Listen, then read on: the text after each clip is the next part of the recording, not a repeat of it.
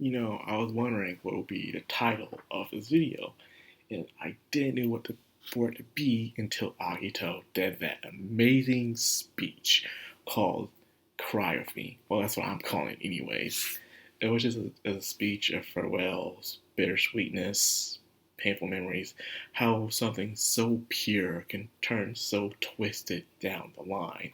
As you can see through our own history of any kind of culture or country, how something that starts with good intentions can lead them down the road, and it all can be determined on by the people who are affecting it.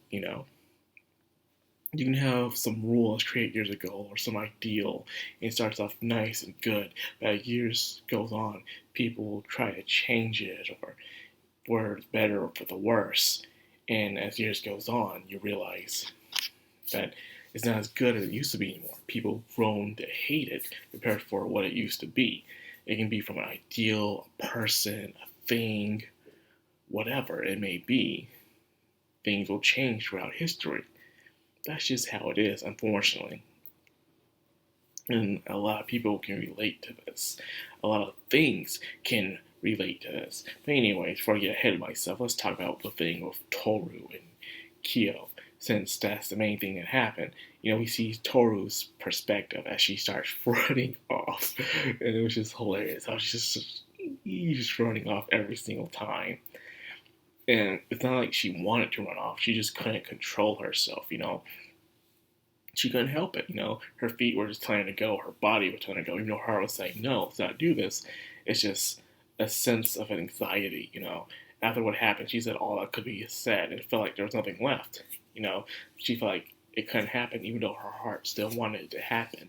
So it was up for Keel himself to bring in the climax, come in and chase her down, to confront her, to show him how he truly feels and not to hold back anymore.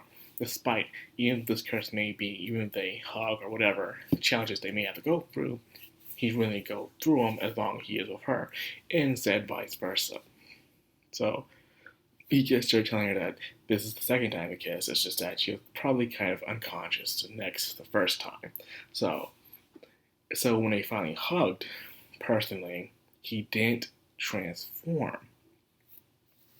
He didn't transform, meaning the curse is finally broken. On that day, finally, Akito found a way to truly let everyone go. But however, despite how we all feel happy inside, this was a very painful moment. Sometimes you gotta get rid of something bad, like a bullet's caught on you, or something stuck inside of you, or even to get a vaccine or something. You have to go through that terrible trial, painful punishment, where it just hurts. You got to pull out that knife or bullet or whatever that's maybe stuck in you or whatever, some pain you have to overcome to feel good again. And exactly what happened. You could tell just by one person being free from the shackles of the Zodiac curse, it was painful for Akito. So for him to do the remaining people of the Zodiac family all at once, was a bit some unimaginary pain that he was going through.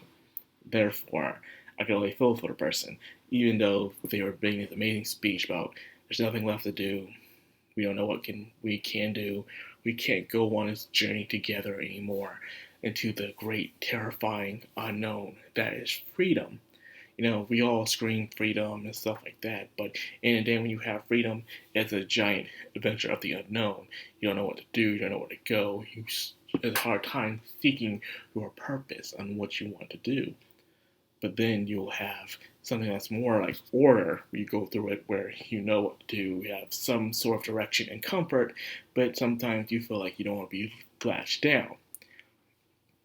It's hard to decide which one the human race wants, given all the time of that generation.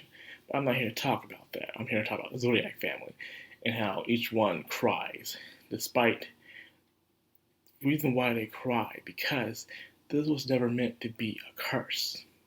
This was meant to be a promise. They show the origins of how it happened, how the person on the roof on the hill was lonely and only made friends with the animals instead, the zodiac animals, and had the banquet until one day the cat died. So God created a elixir where they can see each other again, over and over again, no matter how many years have passed. A bond that can never break them.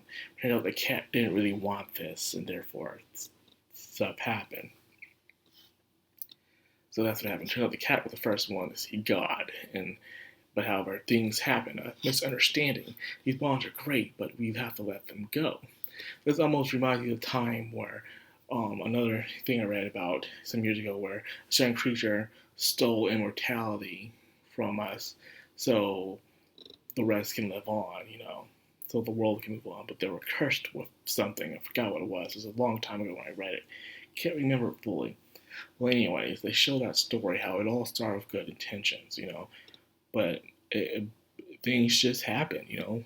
Time changes things in people. It changes ideals from religions to culture to ideology, whatever it may be, for a trend, something.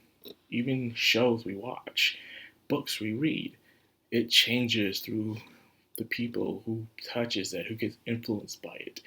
And it sometimes can change for the better or worse. Sometimes you can start out bad and turn into something good. Sometimes turn something good and turn into something bad. Or sometimes, luckily, out of blue moon, it'll stay the same course throughout the entire time, but it's a giant rarity nonetheless. So this episode was just healing it all in. The fight is over. The battle is over. The question is what to do now. Where do they go from here? Now that they are free. Now that they have this freedom.